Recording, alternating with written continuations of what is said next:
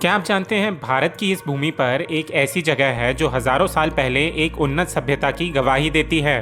वो सभ्यता जिसने खेती का पहला सबूत छोड़ा, जिसने शायद दुनिया का पहला भूकंप झेला और जिसकी वास्तुकला ने हमें आश्चर्यचकित कर दिया। ये कहानी है कालीबंगा की, एक प्राचीन शहर जिसने इतिहास को एक नई दिशा दी।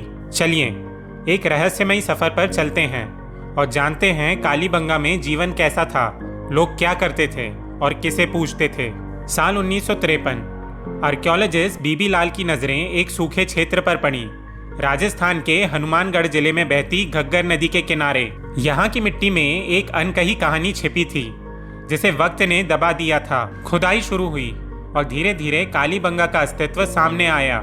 जैसे ही खुदाई आगे बढ़ी, वैज्ञानिकों को मिले ईंटों के अवशेष जो किसी साधारण बस्ती का हिस्सा नहीं थे बल्कि एक संगठित और सुसंस्कृत नगर का प्रमाण थे। कालीबंगा का नगर निर्माण कुछ ऐसा था जो हमें आश्चर्यचकित कर देता है। यहाँ दो मुख्य हिस्से थे, ऊपरी और निचला। ऊपरी हिस्सा यानी किले का हिस्सा जिसमें प्रमुख अधिकारी और उच्च वर्ग के लोग रहते थे, वहीं निचला हिस्सा सामान्य लोगों का आवास था। दोनों हिस्सों के बीच एक मजबूत दीवार थी। ये दीवार सिर्फ दोनों वर्गों को अलग नहीं करती थी बल्कि बाहरी आक्रमणों से भी रक्षा करती थी। अपने समय के अनुसार यह एक रणनीतिक संरचना थी जिसमें एक सुनियोजित तरीके से गलियां और मकान बनाए गए थे। तो जीवन कैसा था कालीबंगा में? यहाँ के लोग, जिन्हें हम सिंधु घाटी सभ्यता का हिस्सा मानते हैं, खेती बाड़ी में अग्रणी थे। पुरातत्वविदों को यहाँ हल से जोते गए खेतों का सबूत मिला जो साबित करता है कि यहाँ अनाज की खेती होती थी। गेहूं और जौ की खेती आम थी और ये लोग धान भी उगाते थे। यह पहला ज्ञात स्थान है जहां खेती का सबूत मिला। अब आप सोच रहे होंगे कि कालीबंगा और अन्य सिंधु घाटी स्थलों में क्या अंतर था। दरअसल कालीबंगा की सबसे खास बात यही थी कि यहाँ की वास्तुकला में लकड़ी का प्रयोग किया गया था। अन्य स्थल जहां पक्की ईंटों का इस्तेमाल करते थे, कालीबंगा में कच्ची और पक्की ईंटों के साथ लकड़ी का भी इस्तेमाल होता था, जिससे इसकी निर्माण शैली अद्वितीय बन जाती है। इसके अलावा यहाँ के लोग तांबे के औजार और मिट्टी के बर्तन बनाते थे जो विशेष प्रतीकों से सजाए जाते थे।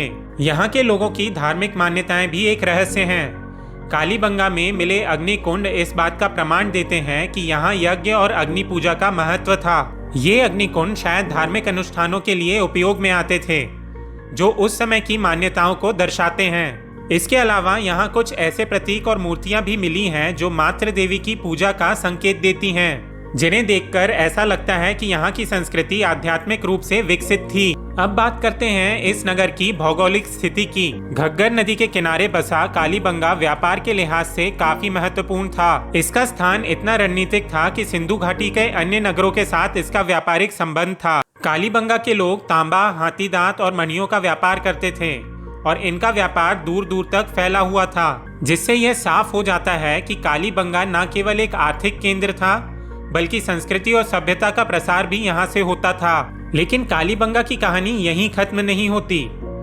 यह वो पहला स्थल है जहाँ भूकंप के सबूत मिले हैं। खुदाई के दौरान आर्कियोलॉजिस्ट ने देखा कि यहाँ की इमारतें बुरी तरह से नष्ट हो चुकी थीं। ईंटें इस तरह से टूटी हुई थीं जैसे किसी विनाशकारी ताकत ने इन्हें उखाड़ फेंका हो। यह भूकंप शायद इतनी बड़ी त्रासदी थी कि इसके बाद यहाँ की सभ्यता का पतन हो गया। यह इस सभ्यता का वह पहलू है जो हमें सोचने पर मजबूर करता है कि इतने विकसित लोग भी प्रकृति के आगे कैसे असहाय थे और आखिरकार कालीबंगा का अस्तित्व धीरे धीरे समय की धूल में समा गया। यह एक ऐसा नगर था जिसने खेती से लेकर निर्माण और धार्मिक मान्यताओं में नई खोजें की, लेकिन एक दिन सब कुछ खत्म हो गया। शायद उस भूकंप के बाद लोग यहाँ से पलायन कर गए या नदी के प्रवाह में बदलाव ने इसे रहने लायक नहीं छोड़ा। तो दोस्तों, कालीबंगा की ये कहानी हमें यह सबक देती है कि सभ्यता कितनी भी उन्नत क्यों ना हो, प्रकृति के सामने वह छोटी ही होती है। आज इस जगह पर सिर्फ खंडहर बचे हैं, लेकिन इसमें वो आवाजें हैं जो इतिहास के सबसे पहले किसानों, व्यापारियों और यज्ञों की गूंज को हम तक पहुंचाती हैं। अगर आपको कालीबंगा की ये अनोखी कहानी पसंद आई हो तो वीडियो को लाइक करें, शेयर करें और चैनल को सब्सक्राइब करना ना भूलें ताकि आप ऐसी और भी दिलचस्प कहानियां सुन सकें। फिर मिलते हैं दोस्तों। Thanks for watching.